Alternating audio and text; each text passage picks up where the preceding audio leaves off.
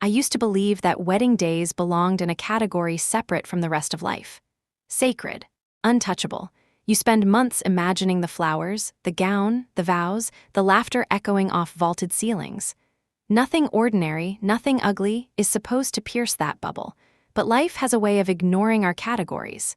The memory is etched into me with a kind of cruel clarity. The choir's last notes were still drifting through the air when I walked down the steps of St. Helena's Cathedral with Daniel's arm linked tightly through mine. My bouquet smelled of roses and lilies, my cheeks ached from smiling, and my mother was crying behind us in the pews. It was, by every definition, a perfect ceremony. And then I looked at my phone. It was a simple reflex. The bouquet had been heavy and I wanted to tuck the stems into Sarah's hands. Sarah was my maid of honor and had been holding everything all morning, so I slipped my phone into view for a second. Maybe I thought there would be congratulatory texts, little heart emojis from friends who couldn't attend. Instead, there was one notification glowing at the top of the screen. You are fired. Consider it my wedding gift to you. The words blurred for a moment. I blinked, thinking my eyes were playing tricks. But the sender line confirmed it. Adrian Aldridge. I swear my breath caught so hard I thought my dress bodice might snap. My grip on Daniel's arm loosened. I must have stumbled because he looked at me sharply. Are you all right? He whispered, his voice low enough that only I could hear. I showed him the phone. The corners of his lips curved, not in surprise or anger, but in something closer to a knowing smile. He kissed the back of my trembling hand as if I were merely nervous about the reception. Check your messages later, he said softly. Today belongs to us. His calmness threw me off balance even more than Adrian's cruelty, because in that moment, my entire professional world had been yanked out from under me. Adrian Aldridge, smug son of the founder, had not only stolen credit for my work over the past 3 months, he had chosen to ruin me in the exact hour I was supposed to be happiest. I wanted to scream. I wanted to throw the bouquet across the marble steps. But instead I forced my feet forward as the great oak doors opened and the sunlight hit me square in the face. Guests erupted in cheers. Rose petals rained down. Cameras flashed. And there I was, holding a phone that told me my career was dead. If photographs of that moment exist, you cannot see the chaos inside me. You only see a bride in a satin gown, her dark hair curled perfectly, her smile bright, walking into a storm she had not chosen.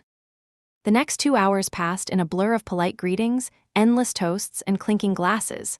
People hugged me, pressed their congratulations against my cheeks, complimented my dress. I nodded, I laughed, I thanked them. Inside, however, the words of that text replayed like a drumbeat. You are fired. Consider it my wedding gift. Each syllable was heavy with Adrian's contempt. He had been waiting for this. It was not until our first dance that the bubble finally burst.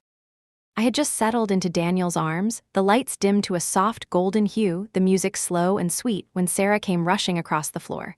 Her heels clicked frantically against the parquet.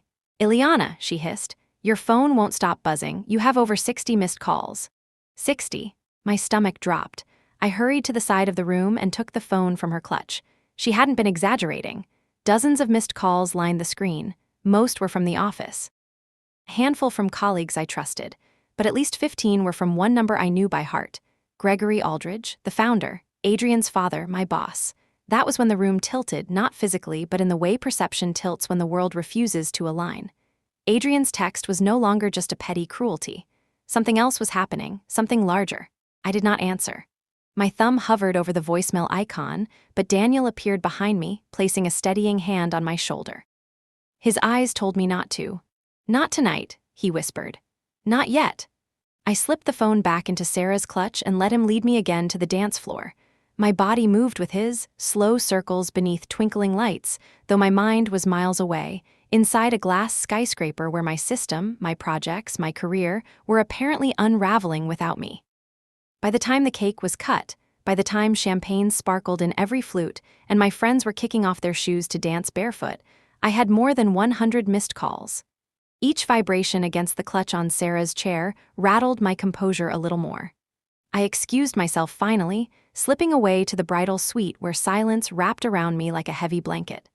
Alone, I sank onto the velvet chaise. My dress pooled around me in shimmering folds, my bouquet rested on a side table, and my phone burned hot in my palm. I should have been happy. I should have been glowing. Instead, I sat there with 112 missed calls and the taste of fear in my mouth. When I finally tapped play on the first voicemail, Gregory's voice spilled out, urgent and unfamiliar. "Ileana, call me immediately. This is Gregory. Tate had no authority to terminate you. There's been a terrible mistake. We need you." I froze. Tate? He had used his full name, Adrian Tate Aldridge. I listened to the next message. "Ileana, please, the downtown project submission is due Monday. No one can access your system. We are completely locked out." Another. "The team is threatening to walk. The password Adrian thought would work doesn't. We can't find the updated renderings." His voice grew increasingly frantic with each message. By the sixth, the usual authority had drained entirely. "Ileana, please, we cannot move without you. Call me." "I'll do anything." I pressed the phone to my chest and stared at the chandelier above. My heart raced, and for the first time since that cruel text, I didn't feel like a victim. I felt powerful. That sensation of power startled me. It was not the kind of power that comes with a promotion or a paycheck. It was the kind that thrums in your bones, the awareness that everyone else is trapped in a maze only you can navigate. For 2 years, I had poured myself into building that maze. I had designed a project management system so intricate, so uniquely tied to the way I thought, that it became an extension of me. Every client request, every blueprint revision, every permit detail was woven into a web only I fully understood. I had trained no one else to master it, not because I was selfish, but because each time I scheduled a training session, Adrian canceled it. Too expensive, he would claim. Too time-consuming. And now, because of his arrogance, the company was choking on its own ignorance.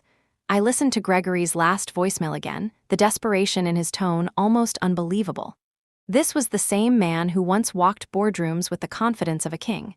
He had hired me fresh out of grad school, recognizing my ability to bridge architecture with systems thinking. He had praised me as his best investment.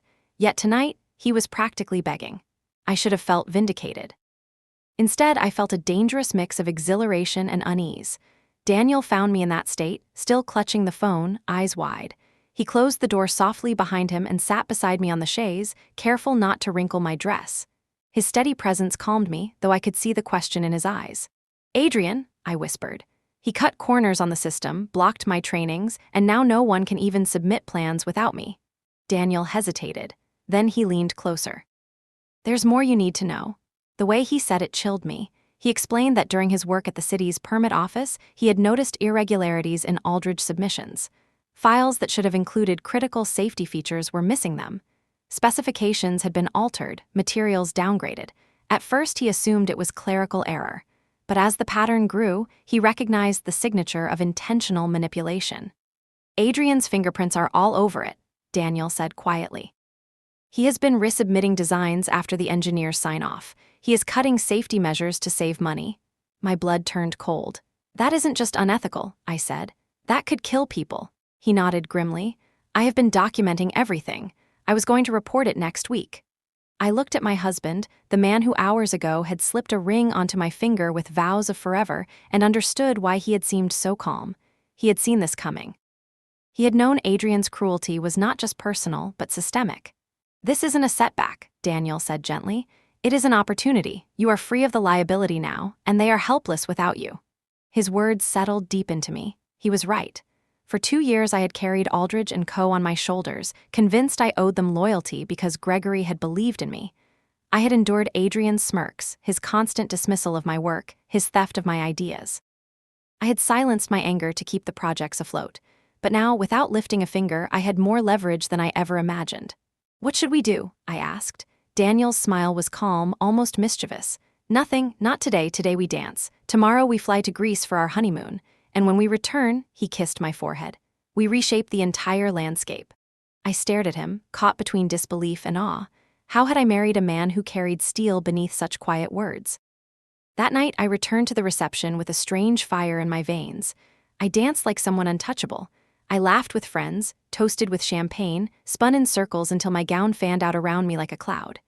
Guests saw only joy, never guessing that beneath the glittering lights, I had already begun to plan a revolution. By midnight, the missed calls had doubled. By dawn, when Daniel and I finally collapsed into our hotel bed, they had tripled. 200 calls. Messages ranging from pleading to bargaining to outright begging. Gregory promised salary increases, equity, anything. I ignored them all. When our plane touched down in Santorini 3 days later, I deleted another message where Gregory offered to triple my pay if I returned immediately. On the 5th day, he offered partial ownership in the firm. I deleted that too, because what I wanted was no longer theirs to give. It was respect. It was control. It was the right to decide my own future. On the final evening of our honeymoon, Daniel and I sat on a quiet beach, watching the sun bleed orange across the horizon. He sipped from a coconut, eyes thoughtful. "You know," he said, "the city has been talking about hiring a consultant, someone who understands architectural submissions from both sides, someone who could design protocols to prevent exactly the kind of fraud Adrian was pulling." I turned toward him, startled. "Are you suggesting?" He nodded. "I'm suggesting you start your own firm, ER Consulting. You could be the one who rewrites the rules, and the city would be your first client." The idea hit me like lightning. It was not just a job. It was a reclamation, a declaration that Adrian had not ended me. He had launched me. By the time our plane landed back home, I had already drafted a business plan on my tablet. By the 3rd day, I registered the company name. Within minutes, my phone rang. Gregory again. For the first time since my wedding day, I answered. "Ileana," his voice cracked with relief. "Thank God, we are in crisis. The downtown project is stalled. Clients are walking. Please name your price."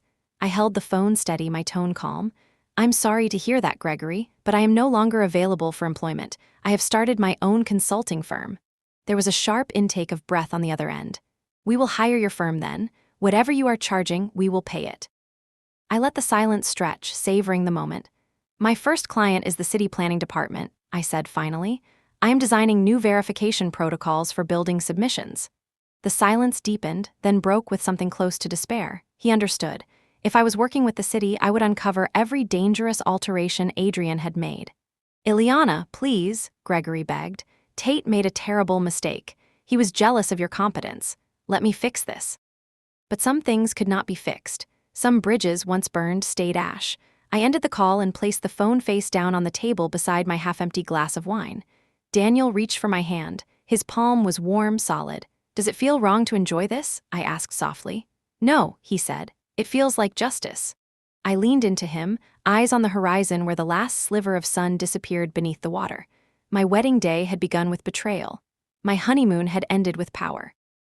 And though I could not see the full shape of the future yet, I knew one thing with absolute clarity. Adrian thought he had given me a gift by firing me. He was right, but it was not the gift he imagined. The morning we flew back from Santorini, I returned with more than a tan and a suitcase full of souvenirs. I returned with a new identity forming under my skin. No longer an employee chained to the whims of a spoiled heir. No longer the woman blindsided on her wedding day. I was something different now, something sharper. Yet reality has a way of intruding, no matter how determined you are to reinvent yourself.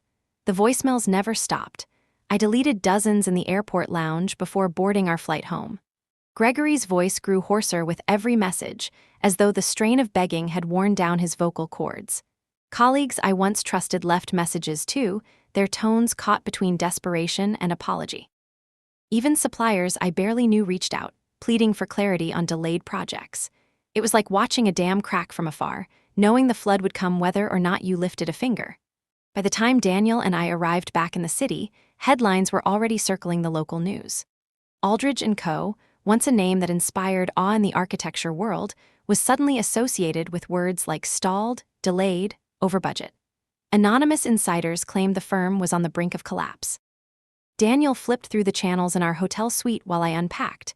Each reporter repeated the same line: "The firm has been unable to meet critical deadlines for the downtown revitalization project, raising concerns about potential misconduct." I stopped folding clothes and sat on the edge of the bed. "They are circling," I murmured. Daniel muted the television. "It was only a matter of time. Without you, they cannot operate." He said it so simply, as though it were obvious, but my stomach churned. I was not used to being the center of such gravity. For years, I had worked in the background, quietly efficient, ensuring every piece of a project fit together. Now my absence was louder than all my years of presence combined. Later that night, when the city skyline glittered outside our window, I scrolled through an industry blog that had once celebrated my innovations. Now it dissected Aldridge's failures in real time. Sources confirm internal management disputes, one article read. Speculation grows that the founder's son lacks the necessary experience. I wanted to feel satisfaction, but what I felt was something messier. A swirl of pity, resentment, and grim anticipation. In the days that followed, I tried to immerse myself in small rituals of newlywed life. Cooking breakfast with Daniel in our temporary rental. Choosing paint swatches for the apartment we planned to buy. Walking hand in hand through the park as if nothing outside that green world existed. But every vibration of my phone shattered the illusion. Sarah came over one afternoon with leftover decorations from the wedding. She set them on the table, then frowned at the pile of unanswered calls still lighting up my phone screen. "Ileana," she said, "are you really not going to answer any of them?" "No," I said firmly, "but they need you." "They had me," I replied, "and they let Adrian throw me out." Her brows furrowed. "Gregory always respected you." "Respect is not letting your son destroy an employee on her wedding day," I snapped, sharper than I intended. Then I softened. "Gregory was blind to Adrian. He gave him power he did not deserve. Now he is paying the price." Sarah looked uneasy but didn't argue. Instead, she hugged me tightly, as if she could squeeze away the hard edge that had crept into my voice. That night, Daniel found me staring at my laptop, my fingers frozen above the keyboard. I had opened a blank document titled Business Plan but hadn't written a single word. "What's holding you back?" he asked. "What if I fail?" He tilted my chin until I met his eyes. "You built a system that carried an entire company. You didn't fail. They did start writing." So I did, slowly at first. A mission statement, a description of services, a framework for city contracts. The words grew, page by page, until a shape emerged. Not just a business, but a future where I called the shots. 3 days later, Consulting was registered with the city clerk's office. The ink on the certificate was barely dry when my phone rang again. "Gregory." This time, I answered. His voice broke with relief. "Ileana, thank God, we are drowning. Please name your price. I will double it, triple it, whatever you want." For a moment, the old me wanted to agree, to rush in, save the projects, salvage the company that had once felt like home. But then I remembered the text message, the petals on the church steps, the taste of betrayal in my mouth. "I am sorry, Gregory," I said coolly. "I am no longer available for employment. I have founded my own consulting firm." He was silent for a long beat, then came the inevitable bargaining. "We will hire your firm then. Whatever you are charging, we will pay it." I closed my eyes, almost smiling. "My first client is the city planning department. I am designing new verification protocols." The sharp inhale on the other end told me he understood. With the city as my client, every one of Adrian's dangerous alterations would come to light. "Ileana, please," Gregory begged. "Tate was jealous. He made a terrible mistake. Let me fix this." I ended the call without replying. When I turned, Daniel was leaning against the doorway, watching. "Do you think I was cruel?" I asked. "No," he said. "You were honest. And sometimes honesty sounds like cruelty to those who are used to power." I thought about that long after he had gone to bed. Cruelty was Adrian's language. I was learning a different one made of boundaries and consequences. And though the full storm had yet to break, I knew it was coming. The calls did not slow down. They multiplied. Every morning, before I even poured coffee, the red notification on my phone told me another storm was brewing at Aldridge, and the voicemails followed a pattern. First Gregory, then project managers I had mentored, then even junior staff who barely knew me. At first, their voices carried urgency, clipped and professional. But as the days stretched into weeks, urgency turned to desperation. "Ileana, please, we cannot access the safety reports. The city is threatening to halt construction." "Ileana, the engineers are refusing to sign off without your system. No one understands the version control you built." "Ileana, clients are walking away. Investors are furious. Please just call us back." I listened to them sometimes, not to answer but to remind myself why I had left. Each message was a mirror showing me the void my absence had created. It was strange, realizing how much I had carried without recognition. While Adrian strutted through meetings, charming some, alienating most, I had been the one holding the threads together. I had memorized every client preference, tracked every expense, caught mistakes before they became disasters. My colleagues used to call me the database, a nickname that had once felt like affection, but now sounded like a warning. I had become so indispensable that without me, the entire machine collapsed. Daniel noticed the weight of it pressing on me. One evening, while I sat cross-legged on the floor surrounded by drafts of my business plan, he knelt beside me with 2 mugs of tea. "You are not responsible for their collapse," he said firmly. "I built their backbone," I whispered. "You offered them strength," he corrected. They chose arrogance instead of gratitude. That is not your fault. I held his gaze, letting the truth of it sink in. He was right. I had given everything. They had chosen to throw it away. But still, I could not stop the ache, not for the company, but for Gregory. He had been more than a boss. He had been the first man in power to see me clearly. I remembered our first meeting, when I was barely out of grad school, clutching a portfolio that felt too thin. He had scanned my resume, then looked me directly in the eye. "You see systems where others see chaos," he had said. "I want that in my firm." It was Gregory who defended me when older managers dismissed my innovations. Gregory who praised me publicly when my system cut project delays by 30%. Gregory who told investors, "She is the best investment I have ever made." And now, his voice cracked across my voicemail, begging me to return. Some nights I almost called back, but then I would picture Adrian's smirk, the cruel text that ruined my wedding morning, and the temptation hardened into resolve. No, this was my time now. Meanwhile, ER Consulting began to sprout like a seedling pushing through soil. The city's planning department wasted no time contracting me to review their submission process. My first assignment was to identify loopholes that allowed contractors to alter designs after initial approval. It was, ironically, the exact crime Adrian had been committing. I threw myself into the work with a hunger I had not felt in months. Every day, I uncovered small cracks in the system, missing cross-checks, outdated regulations, blind spots in digital security. Daniel provided insider insights from his office, careful never to cross ethical lines but eager to support me. Together, we began shaping a framework that would make fraud nearly impossible. It was liberating. For the first time, I was not just patching holes for someone else. I was redesigning the dam itself. Word spread quickly.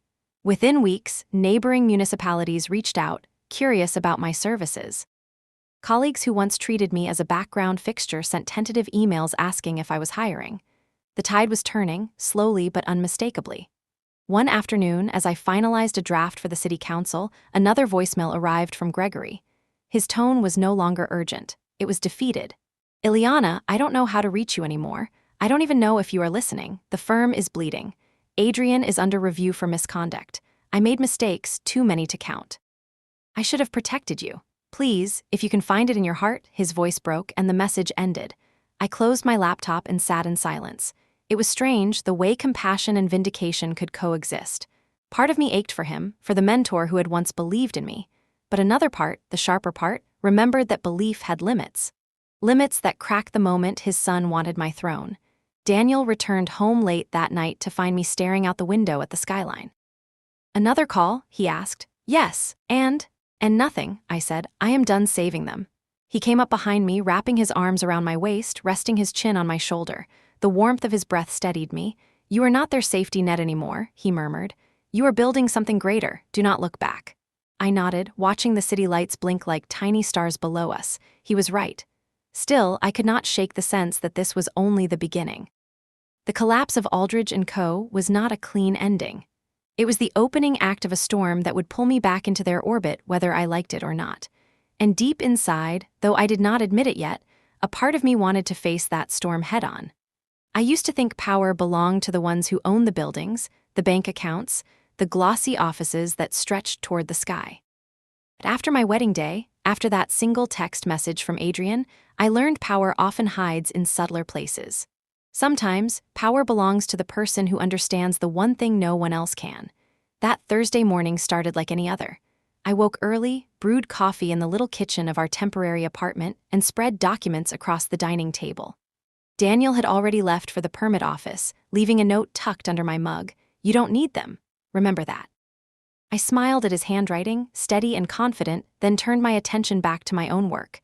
Draft proposals for the city, outlines for consulting packages, ideas for staff I might one day hire. It was exhilarating building something that was mine, but then my phone buzzed, unknown number. Again, normally I ignored them, but curiosity prickled. I swiped to answer. "Ileana." The voice was strained, familiar, but not one of my close colleagues. "This is Martin." I shouldn't be calling, but I didn't know who else to reach. Martin, one of the mid-level project coordinators at Aldridge. Always polite, always professional, the kind of man who stayed late to make sure details were right. "What is it?" I asked cautiously. He exhaled shakily. "Gregory collapsed during a meeting this morning." They took him to St. Luke's, stress, the doctor thinks, and Adrian, he's gone. No one can reach him. The board is panicking. Clients are furious. Everyone screaming about the system being locked. They keep saying only you know how to, his voice cracked. We can't function without you, Ileana. I closed my eyes, pressing a hand to my forehead. Gregory in the hospital. Adrian vanished. And Martin, a man who never raised his voice in all the months I'd known him, begging. I'm sorry, I said finally, my voice calm but firm. I can't help you. Before he could protest, I ended the call. For several minutes, I just sat there at the table, the coffee cooling beside me. The city hummed outside the window, oblivious. Cars honked, buses rumbled, life went on. But in that moment, I felt the axis of my own world tilt. They were powerless without me, and not in a figurative sense, literally powerless. The system I had designed, every blueprint tracker, every safety flag, every budgeting protocol, wasn't just software. It was me, my logic. My brain mapped into code and processes no one else could navigate. Adrian had sabotaged the trainings that might have taught others, smugly certain he could control me. Now his arrogance had left them stranded. I held the entire company in the palm of my hand, simply by choosing not to pick up the phone. A strange thrill shot through me. For months, I had been treated as expendable, dismissed, excluded from meetings, my work claimed by a man who didn't understand it. And now, because of one reckless decision on his part, the balance had flipped entirely. I had the power. I didn't know what to do with that realization. It was intoxicating and terrifying all at once. That evening, Daniel and I walked along the riverbank. The sun had dipped low, streaking the water in orange and gold. Couples strolled past us, children laughed as they tossed breadcrumbs to ducks, the world blissfully unaware of the war quietly unfolding behind skyscraper glass. Called again, I said. Of course they did. Daniel's voice was steady, the kind of steady that only comes when someone has already seen the bigger picture. Gregory in the hospital. Daniel stopped walking. He turned to face me, his hands warm on my shoulders. And how does that make you feel? I swallowed. Conflicted. He believed in me once. He gave me my chance, but he also let Adrian destroy me.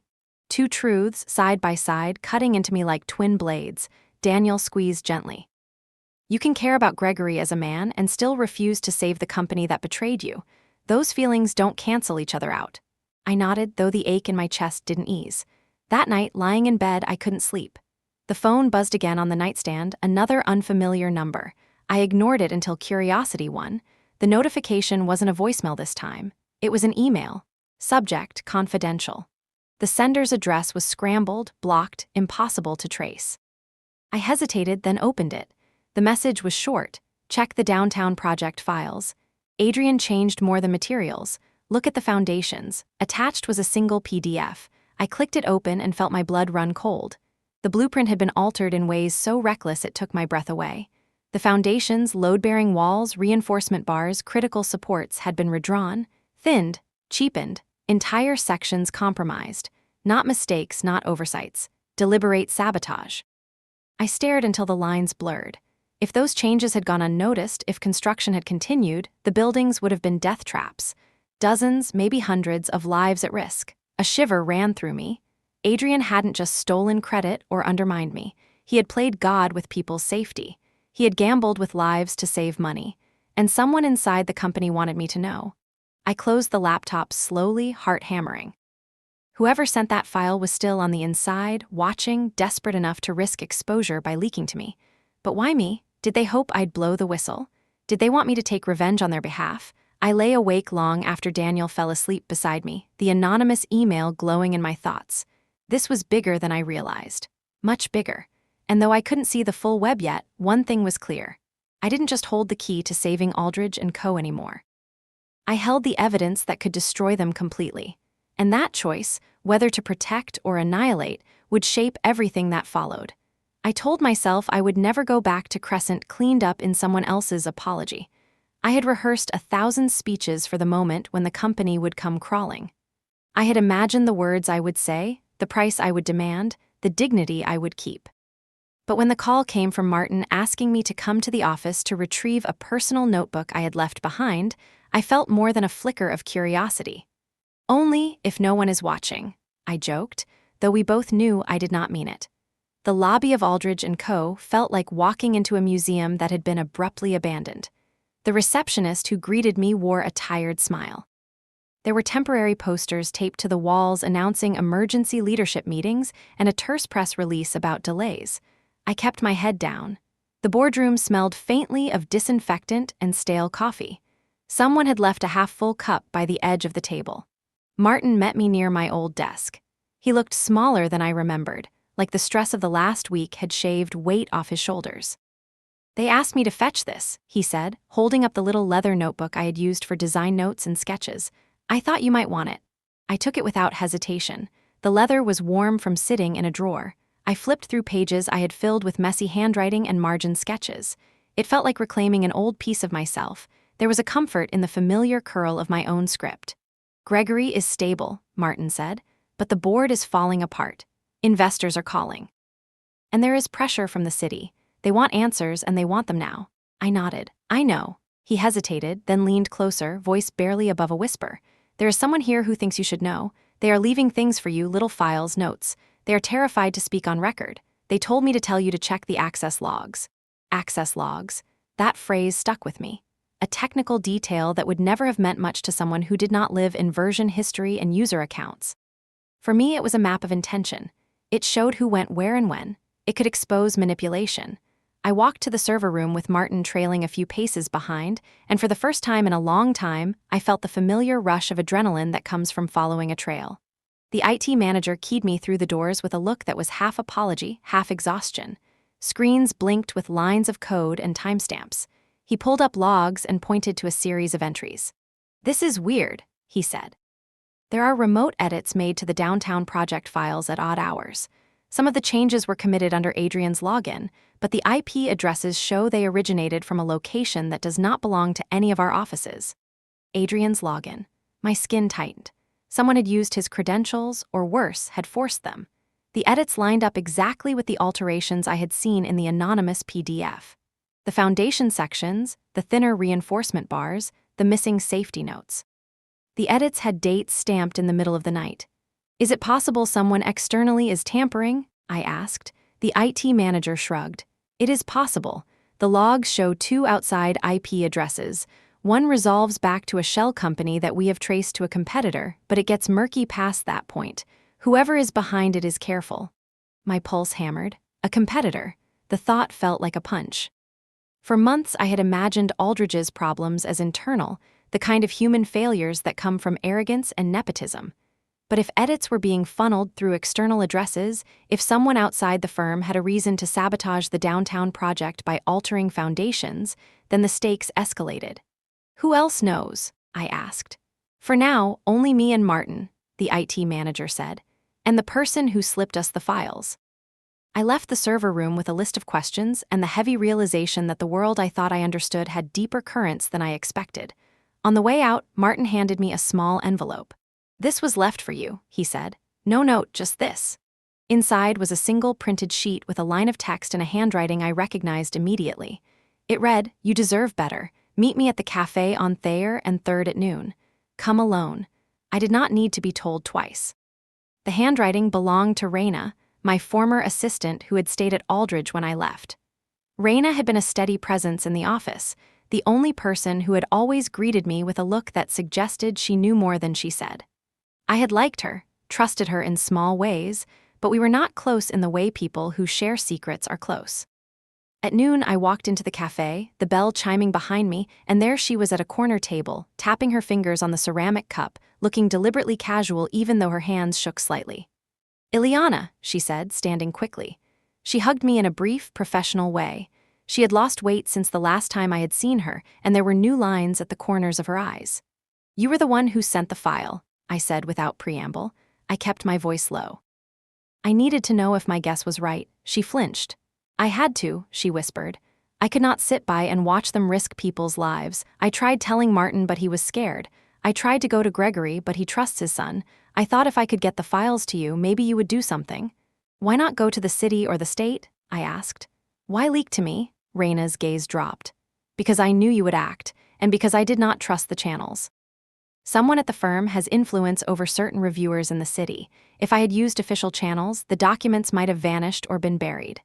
The sentence hung between us like a warning. Influence over reviewers in the city. The possibility that bribes, favors, or old friendships could allow crucial safety checks to be skipped made my stomach flip. "Do you have anything else?" I asked. "Logs, emails, a name?" She slid a folder across the table. Inside were printouts of emails, redacted in places, and a list of IP addresses she had managed to copy before being blocked. One name stood out in all the correspondence: a procurement manager at a firm that had been bidding aggressively for the downtown contract. My mind raced. A rival firm with access to Aldridge's systems or with the ability to mask IP addresses. A procurement manager possibly on the take. A city reviewer whose approval could be compromised. The puzzle was assembling into a picture that smelled of deliberate sabotage. "Why are you telling me this?" I asked again, softer this time. Raina's eyes were earnest. "Because I think they will try to make it look like Adrian is the only culprit. They will say he acted alone, that it was a personal vendetta or incompetence. But there is something else. There are threads that lead out of Aldridge to places I do not trust. I need someone who can see the pattern. You are the only one who can." I thought of Adrian's smug texts, of the way he had sought to humiliate me. I thought of Gregory in hospital, clutching at sanity. And I thought of the files on my laptop that revealed foundations altered, safety compromised. "Stay safe," I told Raina. "If they suspect you leaked, they will come after you." She nodded. "I know, I already feel it, but I could not keep being complicit." We left the cafe in a silence that felt heavy with expectation. Raina's courage gnawed at me, a quiet ember that grew into a flame of obligation. She had risked everything to show me the evidence. The choice ahead was with me. Back home that night, I spread the new documents across my dining table. There were emails with strange routing, IP addresses that looped through shell companies, invoices for consulting that did not balance, and an entry showing a wire transfer to a name that matched a procurement official. It all smelled of carefully orchestrated deceit. I sat and read until the edges of the paper blurred, my mind cataloging the implications. If there was an outside firm trying to influence reviews, it meant the downtown project had been prey for a larger game. My body tightened around a simple truth I could no longer deny. Someone else wanted this project to fail. Why? To discredit Aldridge and seize the contract for themselves. To create chaos and profit from rebuilding. It was a vicious calculus, and it was not beyond imagination.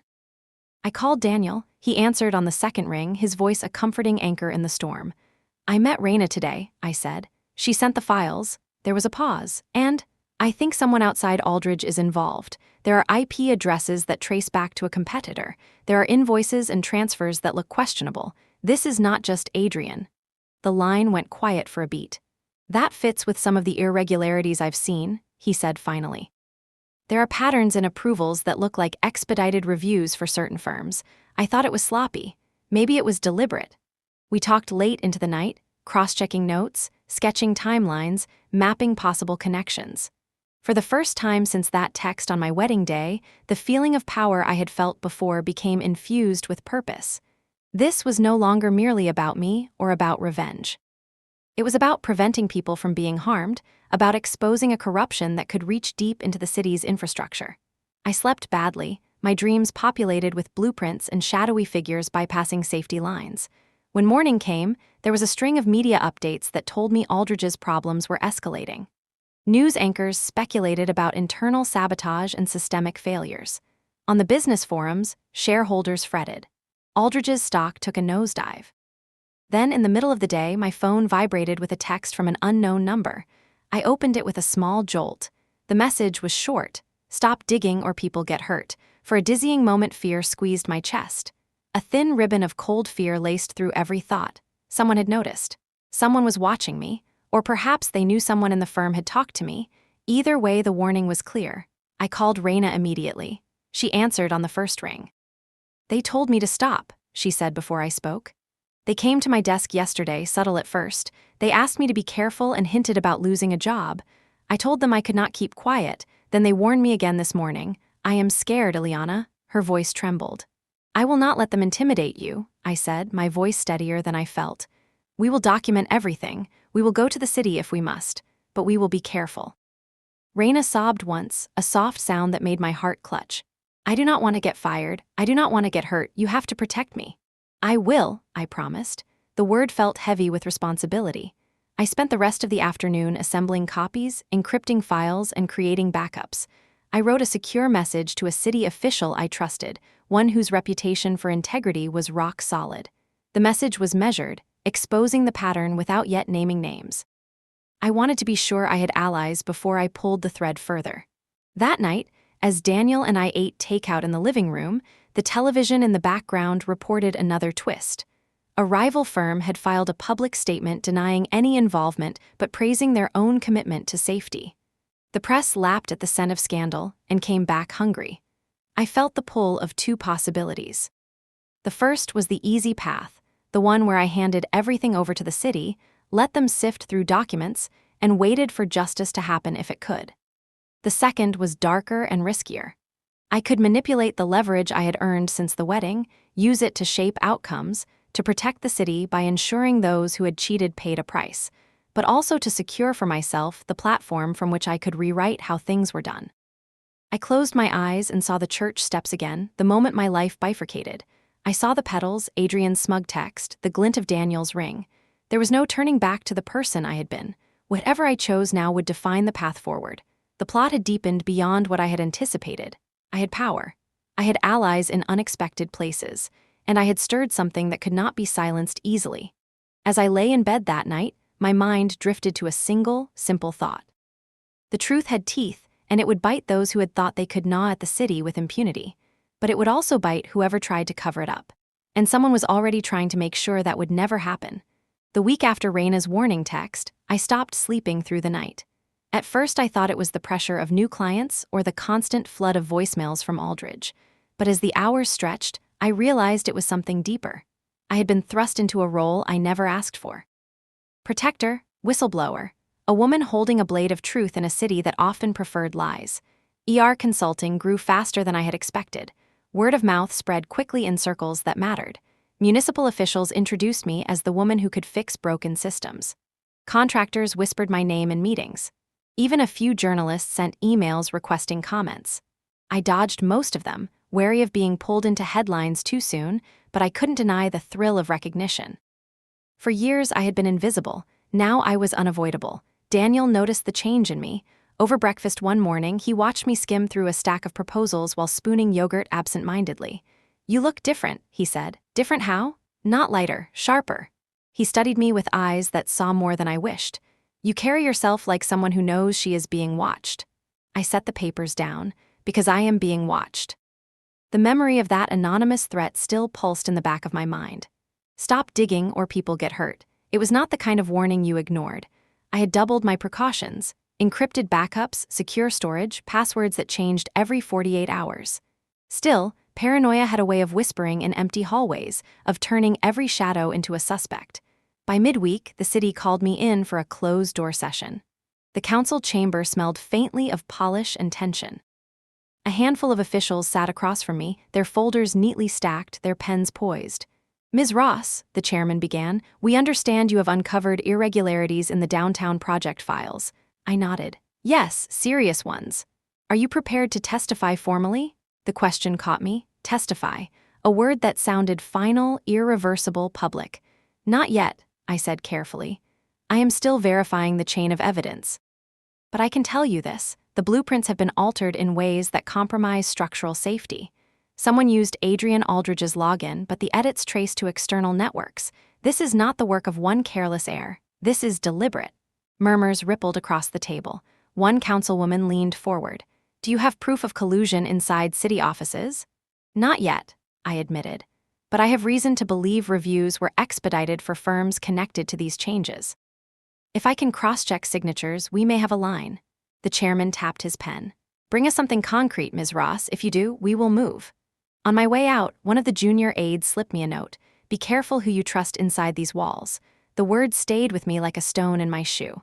That night, Daniel and I sat by the window overlooking the city, pizza boxes open on the coffee table, our conversation looping around the same question. How far was I willing to go? "You are already in it," Daniel said.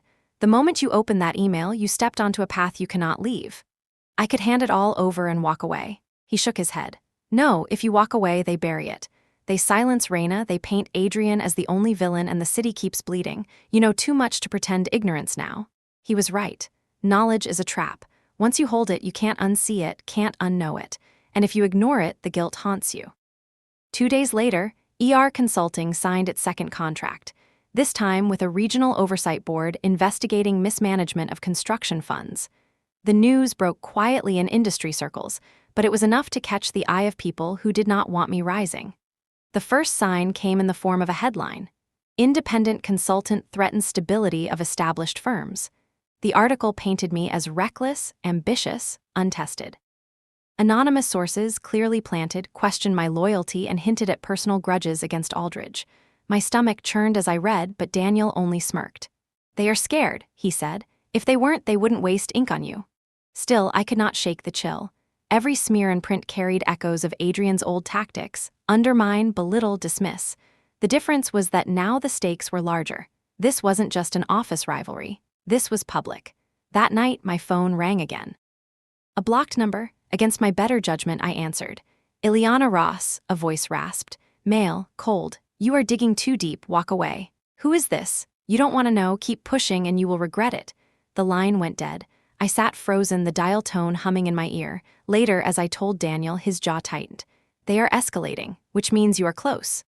Close to what, though? The foundation edits? The rival firm? Or something bigger, something we hadn't even glimpsed yet? The photo stayed on the table long after Daniel went to bed. I sat staring at it, the grainy image of myself leaving City Hall etched like a scar on the page. Whoever took it had been close, bold enough to follow me in daylight. That realization gnawed at me. I had never thought of myself as fragile, but surveillance carries a weight you can't ignore. It makes every shadow taller, every sound sharper. The next morning, as I walked to a meeting, I caught myself scanning reflections in windows, looking for the same coat, the same stride, the same pair of eyes hidden behind sunglasses. Fear sharpened me. It made me deliberate, careful. But it also reminded me of something important. If they were following me, it meant I had leverage they feared. And fear is the clearest proof of power. At ER Consulting, I buried myself in work. I drafted protocols that rewired how approvals would be logged, how alterations would be flagged, how accountability would cling to signatures like a shadow. Every keystroke, every rule I wrote, felt like stitching armor not only for myself but for the city. Still, whispers followed. Anonymous numbers called and hung up. A message slid under my office door: "Silence is safety." A car lingered too long outside my building one night, engine idling. Daniel insisted on escorting me everywhere, but even his presence couldn't erase the sense that a clock was ticking. One evening, Sarah dropped by with a bottle of wine. She had always been sunshine in human form, laughing too easily, talking too fast. But that night she studied me with quiet worry. "Ileana," she said, "you look like someone carrying a secret war." "Maybe I am," she frowned. "Whatever this is with Aldridge, with Adrian, don't let it consume you. You're newly married, starting fresh. Don't trade your happiness for a fight you can't win." Her words were kind, but they carried a sting. I wanted to laugh, to tell her she had no idea what was at stake. Instead, I poured us each a glass and said softly, "It's not just a fight for me anymore. It's bigger than that." Sarah didn't push further, but her silence felt heavy. That night, as the city pulsed outside my window, I spread Raina's documents across the floor. Invoices, logs, emails, each one a thread leading somewhere darker. I pinned them with colored markers, drawing lines across sheets of paper until the living room resembled a detective's wall. The rival firm's name appeared more often than I wanted to believe. Payments routed through shell companies. Projects expedited through suspicious approvals. If Aldridge was collapsing, they were circling like vultures, not just waiting to feast, but actively poisoning the body.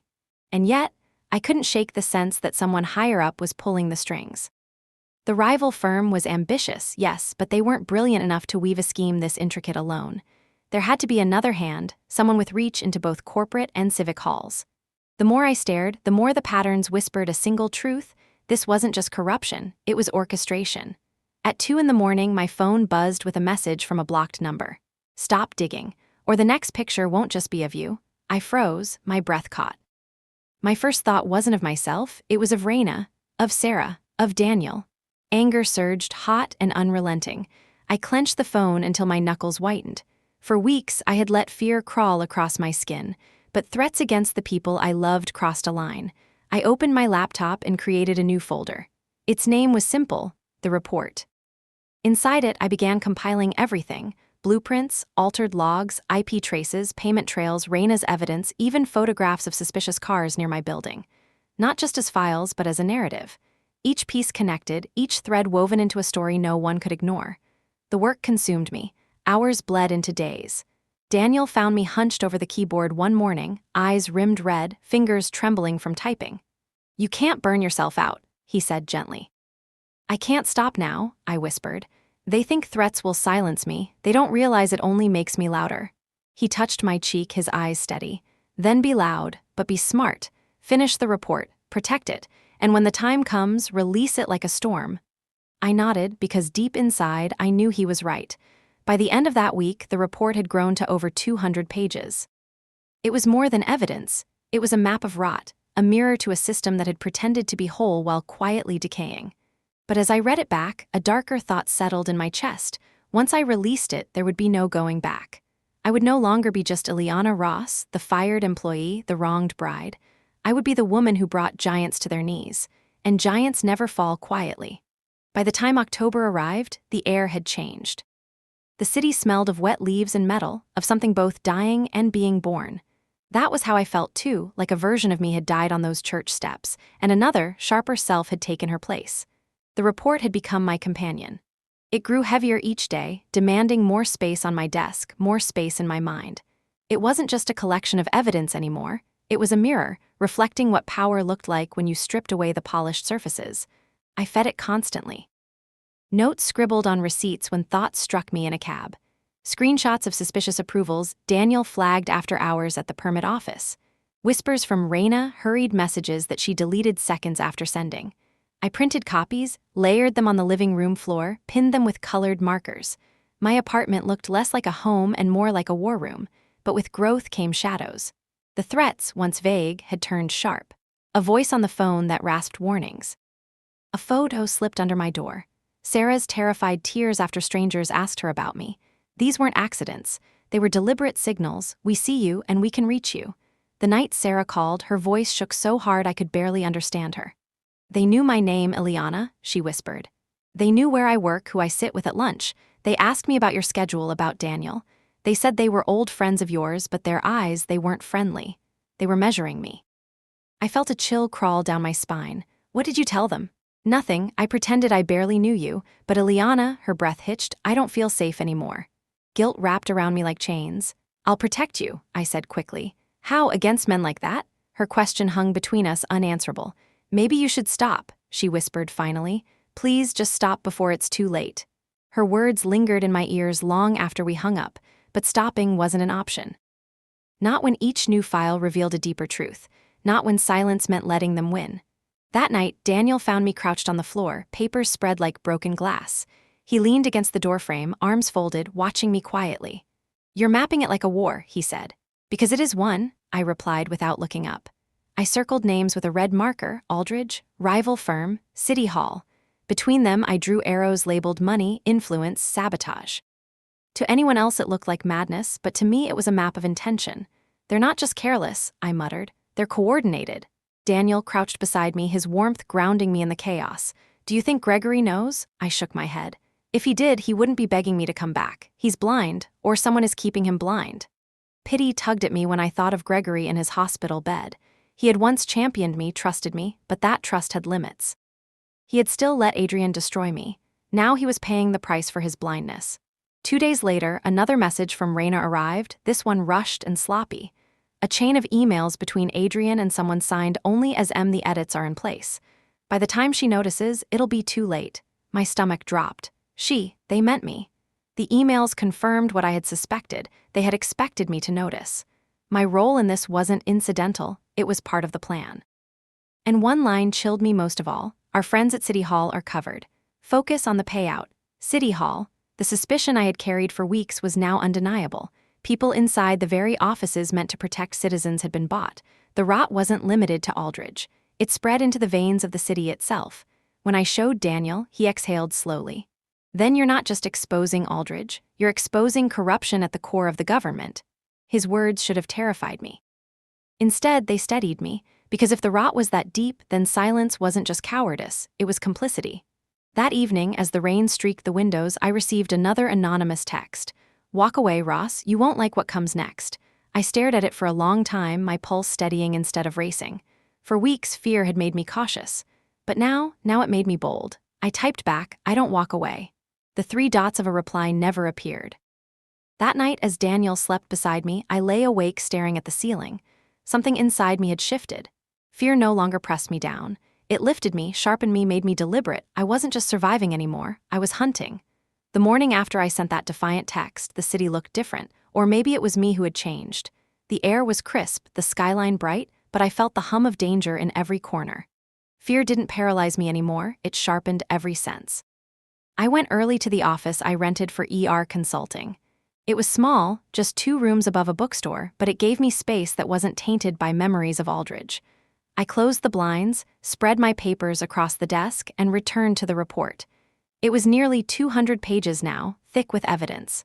But it wasn't finished. It lacked a spine, the one thread that could stitch the pieces together so tightly no one could deny it. I searched for that spine all day, combing through Raina's documents, Daniel's notes, my own logs. The deeper I dug, the more I saw the same patterns: money flowing through shell firms, approvals signed in suspicious clusters, alterations made in the dead of night. By late afternoon, my eyes ached. I rubbed my temples and leaned back. That was when my phone buzzed. An email. No subject line, no name, just an attachment. I hesitated before opening it, my finger hovering over the screen. Then I clicked. Inside was a photo of Raina. She was leaving her apartment building, clutching a grocery bag, her face pale and tired. The caption below the image read, "She talks, she disappears." I dropped the phone, bile rising in my throat. My first instinct was to call her, but Daniel stopped me when I showed him the photo. "If they're watching her phone too," he said. His voice was calm, but I could see the storm in his eyes. "We can't spook them, we need to think." "Think," my voice cracked. "They threatened her life." "Yes," he said firmly, "which means she's more valuable alive for now. If we panic, we give them an excuse."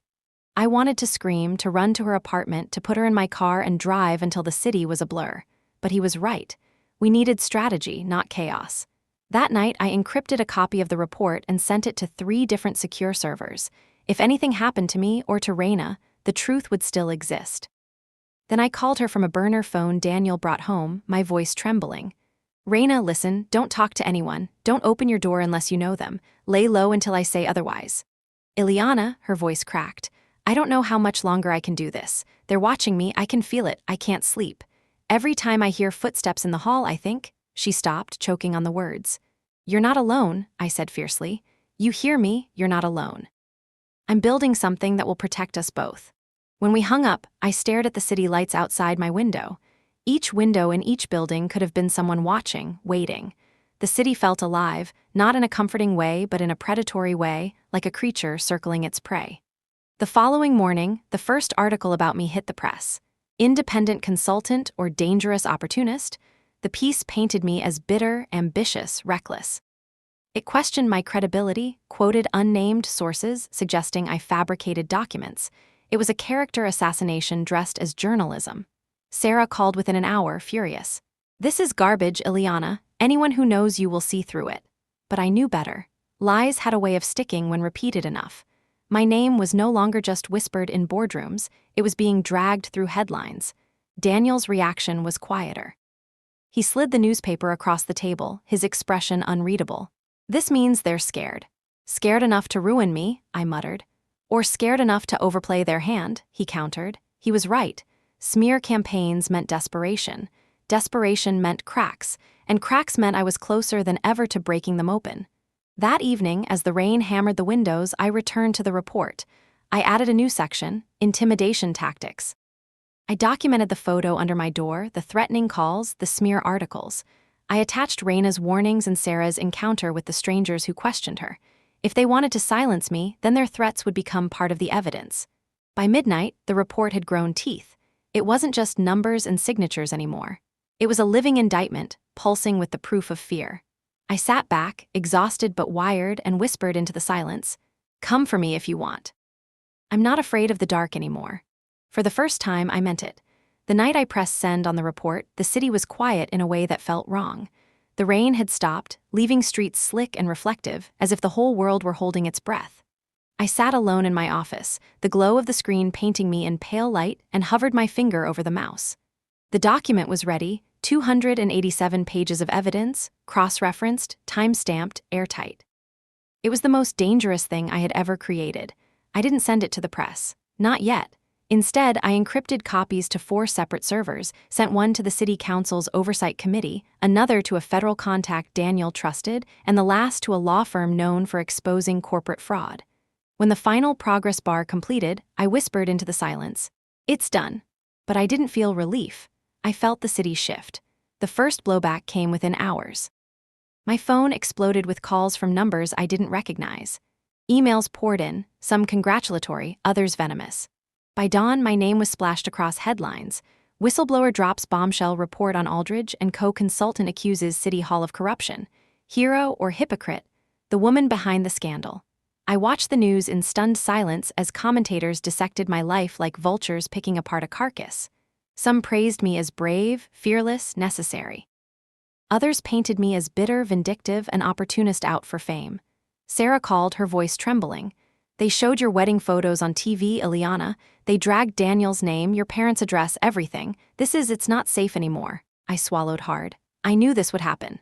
"But not like this," she said. "Not this brutal." She was right. I had expected anger. I hadn't expected them to weaponize my life so quickly. By afternoon, Aldridge & Co. issued a public statement. Adrian stood at a podium, sleek in his tailored suit, his smirk replaced by feigned solemnity. "These accusations," he said smoothly, "are the desperate ramblings of a disgruntled former employee. Ms. Ross was terminated for misconduct and insubordination. She has fabricated documents in an attempt to extort this firm." I nearly threw the remote at the screen. Fabricated, extort, words designed to poison. But what caught me most wasn't the lie, it was his eyes. They didn't look panicked. They looked prepared, like he had known this was coming. Daniel noticed it too. He muted the TV and frowned. He doesn't look like a man caught off guard. He looks like someone who thinks he still has leverage. Leverage how? The documents are real, the logs, the transfers, they're undeniable. "Unless," Daniel said carefully, "someone doctored counter-evidence before you even released yours." The thought chilled me. What if they had anticipated my moves? What if they had seeded enough false trails to cast doubt? That night, the threats escalated. Another photo slid under my office door, this one of Raina again. But this time, she wasn't leaving her apartment. She was sitting in a cafe, laughing nervously, her laptop open. The caption read, "She's next." I grabbed the photo with shaking hands, rage burning hot in my chest. "They're circling her," I told Daniel. "Then we move her," he said immediately. "Somewhere safe. Tonight." By midnight, Raina was asleep on my couch, her bag tossed carelessly beside her, exhaustion etched into every line of her face. She hadn't argued when I told her to pack quickly, hadn't asked questions when Daniel drove us across town. She just nodded, her eyes glassy, as if fear had drained all resistance. "Thank you," she whispered before collapsing into sleep. I sat awake beside her, the report open on my laptop, scanning through pages for holes I might have missed. My mind kept circling back to Adrian's press conference, the ease in his voice, the glimmer in his eyes. He wasn't just defending himself, he was playing a larger game. The next morning, my suspicion proved right. News broke that independent investigators had reviewed Aldridge's files and found no evidence of tampering. The altered blueprints, the suspicious approvals, all dismissed as clerical errors. And worse, they released doctored versions of documents that mirrored mine, but with subtle changes to make me look sloppy, careless. I stared at the screen in disbelief. They planted counter-evidence. Daniel's jaw clenched, which means they had someone inside feeding them your files. The thought made me sick. My report was supposed to be airtight. But if they had access to parts of it, if they had crafted a shadow version to discredit me, then someone close had betrayed me. That evening, as I sifted through backup logs, I noticed something strange. One of the encrypted copies had been accessed early hours before I had officially released it. The IP address was masked, but not perfectly. It routed through a chain of servers, then flickered back to my blood ran cold, Daniel's office. I stared at the screen, my mind refusing to believe what my eyes showed.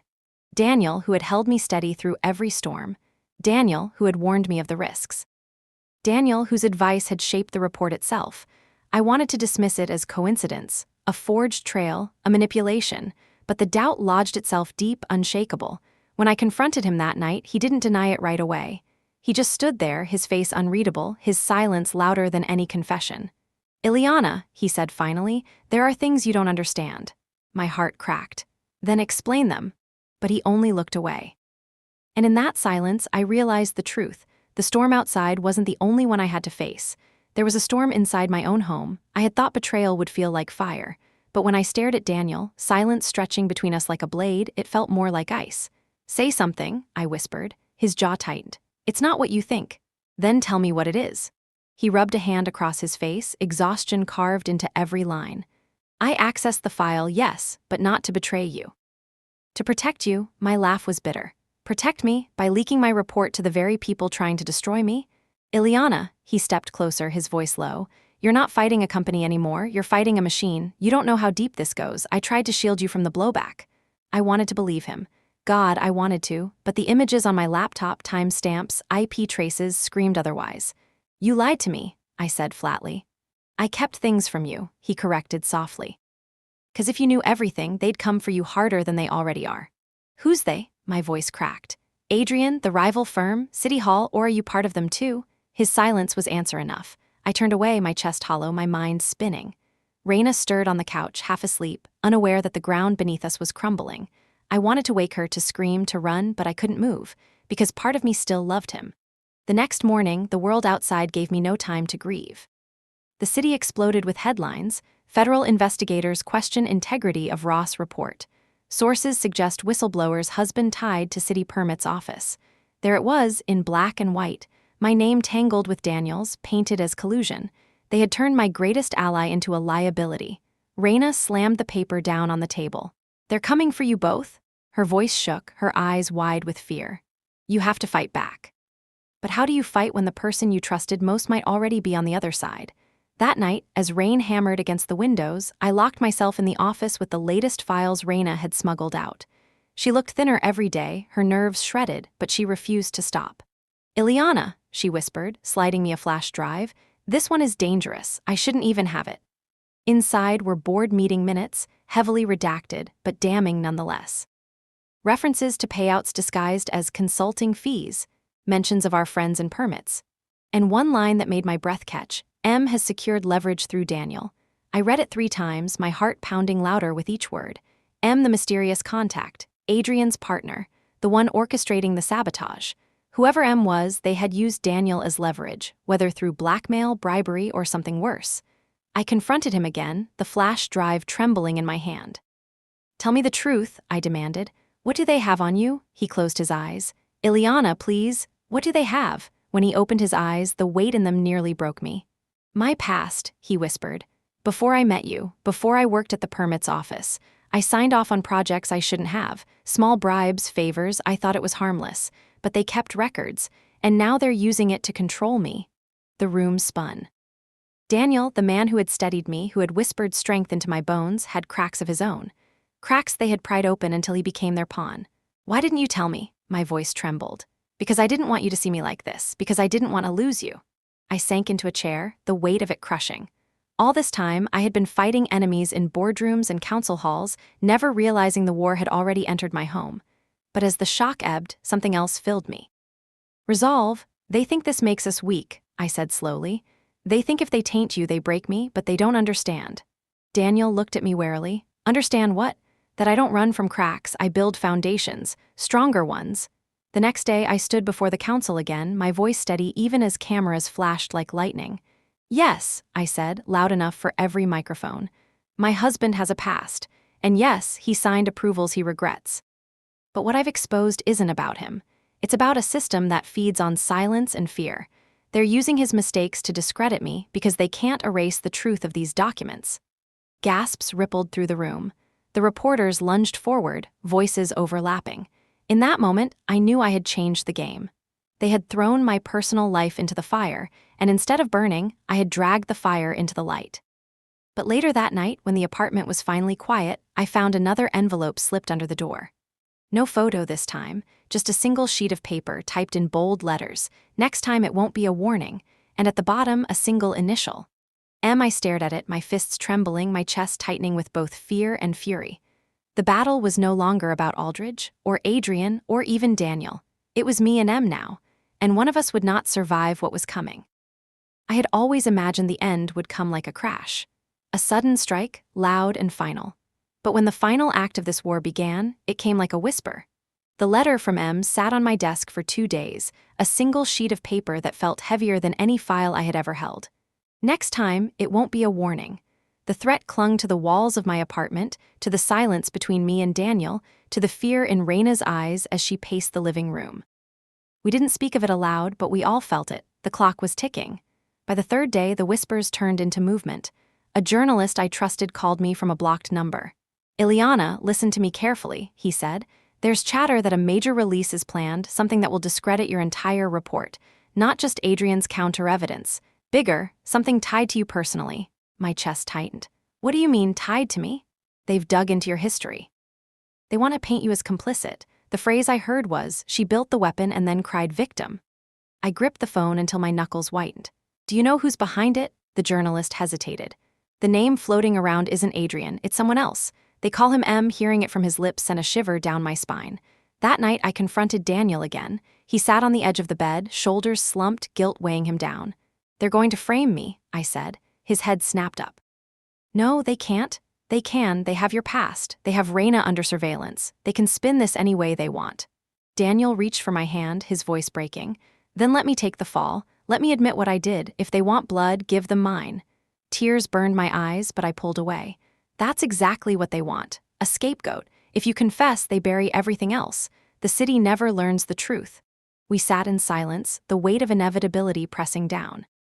By dawn, my decision was made. I would force him into the light. The opportunity came sooner than I expected. A message pinged my burner phone. "If you want Raina safe, come alone. 9 p.m. Pier 17. Daniel begged me not to go. "It's a trap." "Of course it's a trap," I said, strapping the flash drive of my report to my wrist beneath my sleeve. "But it's the only way to see his face." The pier was deserted when I arrived, the water black and restless beneath the wooden planks. Fog curled low, muffling the city lights. Every instinct screamed at me to run, but I forced my steps forward. And then he was there. A tall figure in a dark coat, his face shadowed by the glow of a single lamp. He didn't bother with a mask. He didn't need one. "Ileana Ross," he said smoothly. "At last." His voice was familiar, though I couldn't place it immediately. He stepped closer, and the light caught his face. My breath stopped. It wasn't Adrian. It wasn't a rival executive. It was Gregory Aldridge. Alive, alert, not the frail man in a hospital bed I had imagined, but sharp-eyed, deliberate, every inch the strategist he had always been. "You," I whispered. "It was you all along." He smiled faintly. "Not all, but enough." The ground shifted beneath me. The man who had once championed me, who had begged me in voicemails to return, was the architect of the rot. Why?" My voice cracked.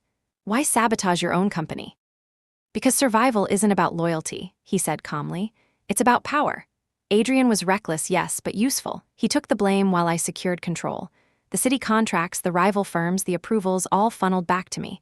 And now, thanks to you, I can cleanse what's left and rebuild in my image. You threatened Raina, you used Daniel." "I used everyone," Gregory said simply. "Including you. You were always my best creation, Ileana. Brilliant, efficient, indispensable.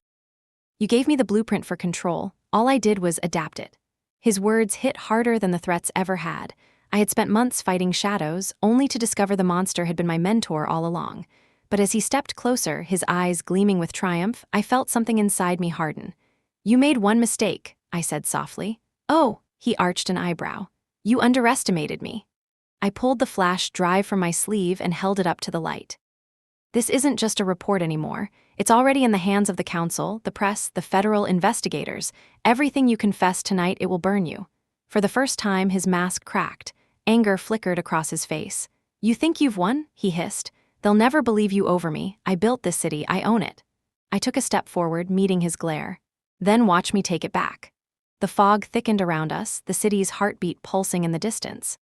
And I knew, as surely as I had known anything, that the war wasn't over. It was just entering its final battle. Gregory's eyes narrowed, calculating.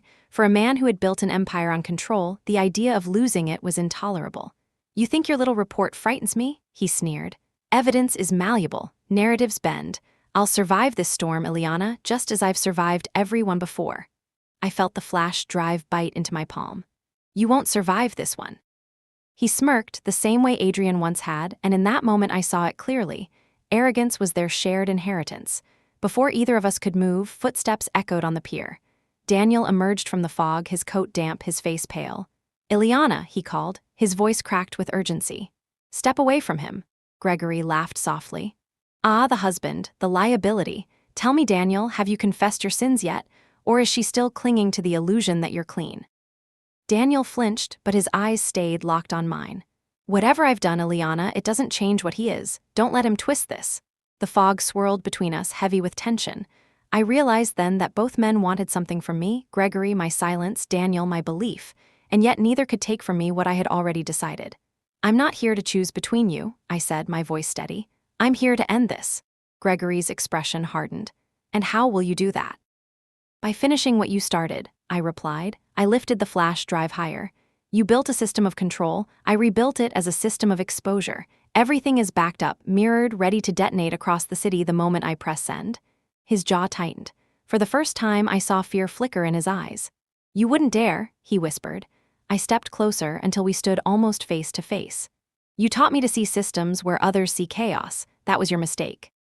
You thought I'd always be your instrument, but I became your mirror." His hand twitched as if he wanted to grab the drive, but Daniel stepped between us, his shoulders squared. For once, he wasn't shielding me from the storm, he was bracing himself against it. In the distance, sirens wailed. Not for me, not for Gregory, but for the city that was already waking up to the truth. The first leaks of the report had gone public. Social feeds buzzed, journalists swarmed, council members scrambled. The storm had already broken. Gregory's phone buzzed in his pocket. He glanced at the screen, his face blanching. He didn't need to tell me what it said. His empire was crumbling in real time. "You'll regret this," he spat, his voice sharp with venom. "Maybe," I said softly, "but at least I'll regret it as myself, not as your shadow." He turned, coat whipping in the fog, and disappeared into the night. Silence rushed in behind him, broken only by the slap of waves against the pier. Daniel exhaled shakily. "It's over." I shook my head. "No, it's beginning." Because I knew the fallout would be brutal.